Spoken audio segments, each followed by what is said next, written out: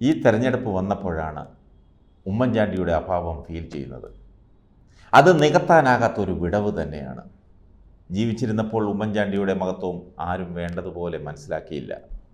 മരണാനന്തരമാണ് ആ മഹനീയ ജീവിതത്തിൻ്റെ കാന്തശക്തി എത്രത്തോളം ഉണ്ടെന്ന് പാർട്ടിക്കാർക്ക് മാത്രമല്ല സമൂഹത്തിനും ബോധ്യപ്പെട്ടത്.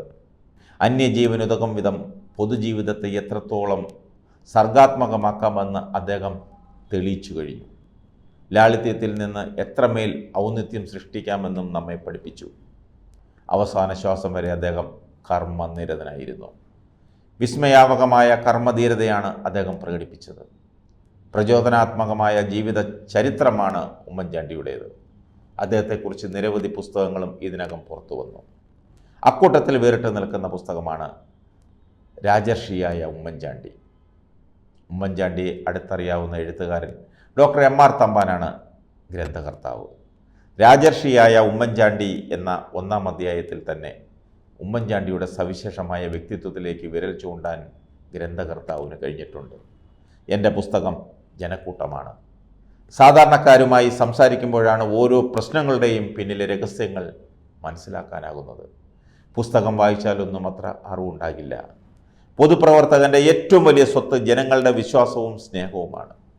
അതെനിക്ക് അർഹിക്കുന്നതിനേക്കാൾ കൂടുതൽ കിട്ടിയിട്ടുണ്ട്. ജനങ്ങൾക്കിടയിൽ കഴിയുമ്പോൾ കിട്ടുന്ന ആനന്ദം എനിക്ക് മറ്റെങ്ങു നിന്നും കിട്ടിയിട്ടില്ല. സ്വാതന്ത്ര്യ സമരകാലത്ത് പൊതുപ്രവർത്തനം ത്യാഗമായിരുന്നു. സ്വാതന്ത്ര്യാനന്തരം അത് സേവനമായി.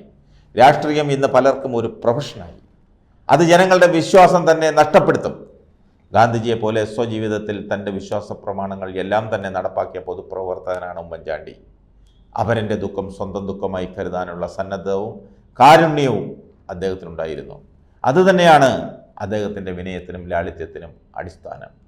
പടവുകൾ എന്ന രണ്ടാം അധ്യായത്തിൽ KSU കാലം മുതലുള്ള ഉമ്മൻചാണ്ടിയുടെ രാഷ്ട്രീയ വളർച്ച സംക്ഷിപ്തമായി അവതരിപ്പിക്കുന്നു.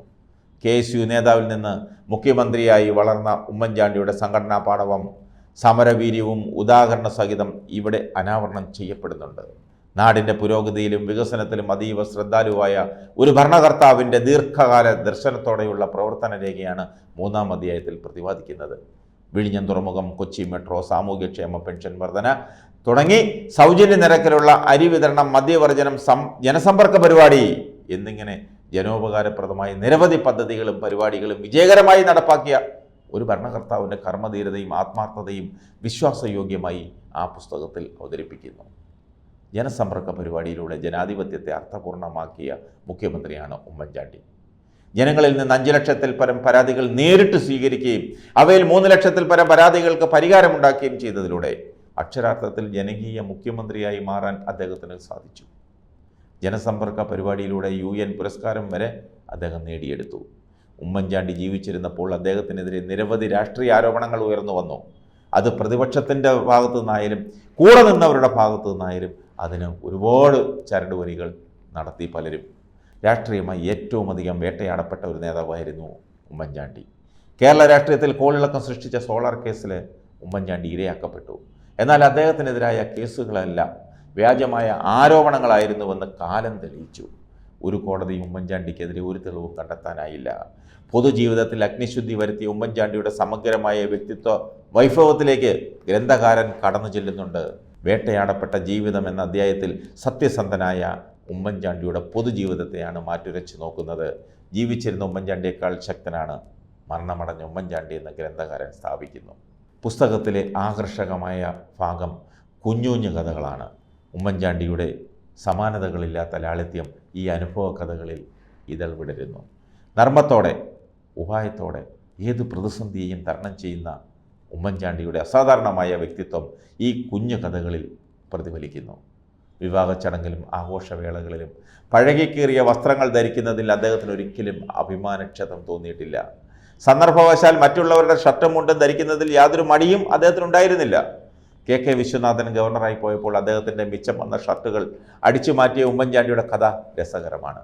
ഉമ്മൻചാണ്ടിക്ക് കേരളം നൽകിയത് സമാനതകളില്ലാത്ത അന്ത്യോപചാരമാണ്. വികാരനിർഭരമായ ആ വിലാപയാത്രയെക്കുറിച്ചുള്ള വിവരണങ്ങളും ഗ്രന്ഥത്തിലുണ്ട്. ഈ ഗ്രന്ഥം വായിക്കുമ്പോൾ നമ്മുടെ മനസ്സിൽ തെളിയുന്ന ഉമ്മൻചാണ്ടിയുടെ വിടവ് നികത്താൻ, പകരം വയ്ക്കാൻ മറ്റാരെങ്കിലും ഉണ്ടോ? ഉമ്മൻചാണ്ടിക്ക് പകരം ഉമ്മൻചാണ്ടി മാത്രം. ഉമ്മൻചാണ്ടി ഇപ്പോൾ ജീവിച്ചിരിപ്പുണ്ടായിരുന്നുവെങ്കിൽ ഈ തെരഞ്ഞെടുപ്പിൽ 20 മണ്ഡലങ്ങളിലും ഓടി നടന്ന് പ്രചരണങ്ങൾ ഏകോപിപ്പിച്ചേനെ. വിശ്രമമില്ലാതെ ഒരു മണ്ഡലത്തിൽ നിന്ന് മറ്റൊരു മണ്ഡലത്തിലേക്ക് പാഞ്ഞേനെ. ആ ഉമ്മൻചാണ്ടിയാണ് പ്രവർത്തകർക്ക് ആവേശം.